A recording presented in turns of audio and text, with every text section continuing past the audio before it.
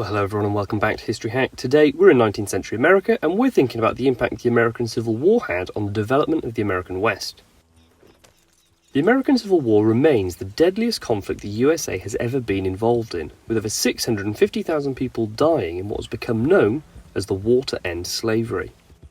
The southern states felt that any attempt made by the federal government to stop slavery within their borders was a step too far, and decided, following the election of anti-slavery advocate Abraham Lincoln, to officially leave the United States of America in 1861, making their own nation where slavery would be permitted.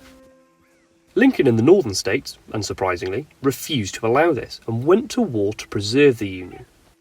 But the focus here isn't on the war itself, but on its impact upon the nation generally, some of which can be seen right here in front of you. The church has been destroyed, cannons have been left lying around in what is clearly meant to reflect an abandoned Civil War battleground, despite this game being set decades after the conflict. Despite the death and destruction, however, the key developments of interest to us here in terms of understanding the war's impact on the development of the American West actually took place away from the battlefield.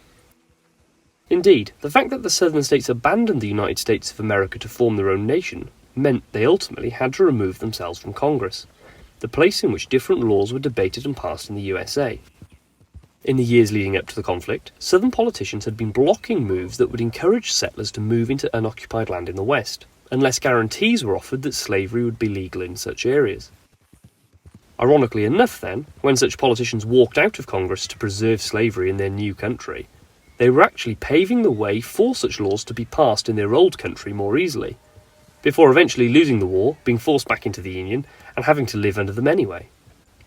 Although we'll explore the following in further detail in coming videos, it's worth explicitly stating exactly what sort of changes were introduced in this time. The Homestead Act of 1862, passed 1 year after the war broke out, encouraged white settlers to take up unoccupied land in the West for a small registration fee. Millions of claims were made as settlers rushed to take advantage of this. Another key piece of legislation, also passed in 1862, was the Pacific Railroad Act. This encouraged the building of a railroad that would connect the east of the nation with the west. Another, seemingly random development that inadvertently prompted westward expansion was that while southern cowboys went to fight for the southern states, their unattended cattle multiplied dramatically, creating a surplus of beef in the south that would change the direction the cattle industry was moving in completely upon their return. But the impact of the Civil War, for those who'd experienced slavery, and the war itself, can certainly be seen in a number of other ways. And although we wouldn't be able to discuss these fully to do them justice, it's worth considering them a little bit as we look around this town. Although the abolition of slavery was a clear benefit of the American Civil War, it didn't automatically improve the lives of every black person in the USA at the time. After all, one often understated consequence of the Civil War was that many blacks, whilst being granted their legal freedom, had no money, no education, and no opportunity to ultimately progress immediately to a better standard of living. Sadly, some even had to continue working for such people, and many blacks had to continue working in menial, tiring, boring tasks to support themselves, even though they were now legally free not to.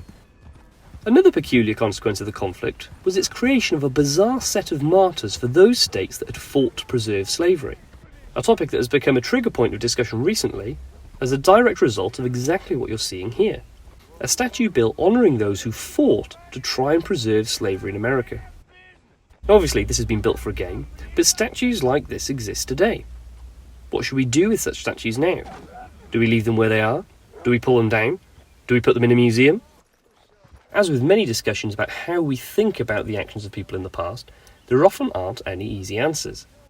But the difficulty of finding a final answer to a question shouldn't mean that the question doesn't get asked at all. But that's all that we have time for today, so please don't forget, if you like what you've seen here and you'd like to see more, to subscribe and to hit the notification bell, because if you don't, you might miss a video. And we wouldn't want that, would we?